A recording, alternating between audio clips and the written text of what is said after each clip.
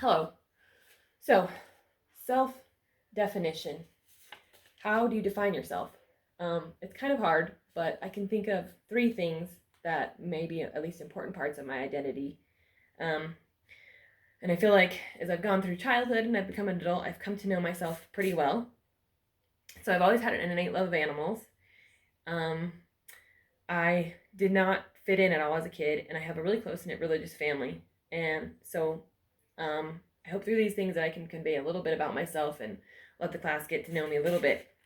So I'll try to now explain the 3 points of my self definition. So the first one, my love of animals. Um, my first memory of an animal when I was probably 4.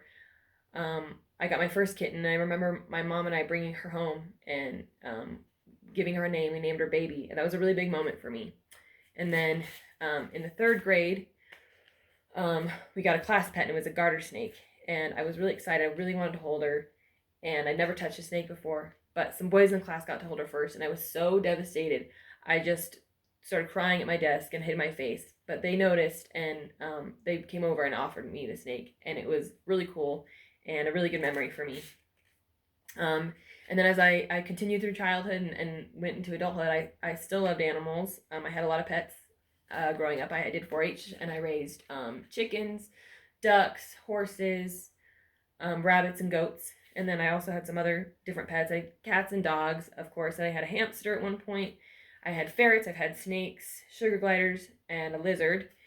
And losing these pets are some of my hardest memories. Now that I'm an adult, my love for animals has influenced my education and career choice. I'm trying to get a degree in wildlife biology with hopes that I can be involved in wildlife conservation. And then my bond with animals helped me a lot when I was a kid and I was struggling with hard times. I really never fit in throughout my whole childhood, but elementary school is probably the worst. 4th grade was the worst of the worst, but I had a hard time learning as a kid. And I had a 4th grade teacher who was not very nice to me, and the other kids noticed, and they were not nice to me, and I got made fun of a lot. And then another thing also, I noticed when I was in 4th grade that I really was not like the other girls, and they just treated me like a total weirdo and didn't accept me.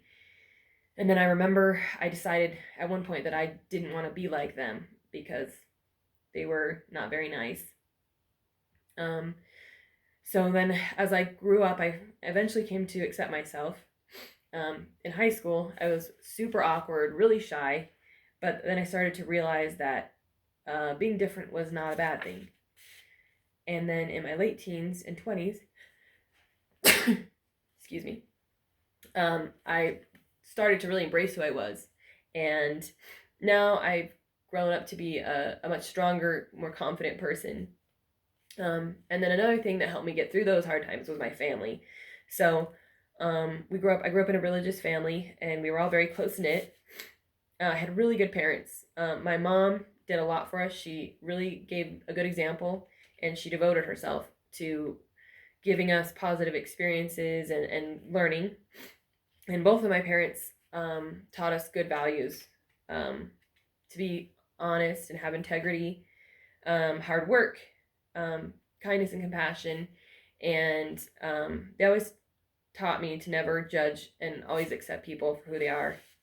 And I have 3 siblings. I'm the second of 4. I have 2 sisters and a brother. And growing up, we didn't always get along perfectly, like I think most siblings. But now we have a lot of good memories together. And that now that we're grown up, we're all really different, but we get along, we're close, and we're always there for each other. So I'm really proud of who I am and my background and the struggles and the good memories I have. They've all become parts of what define me.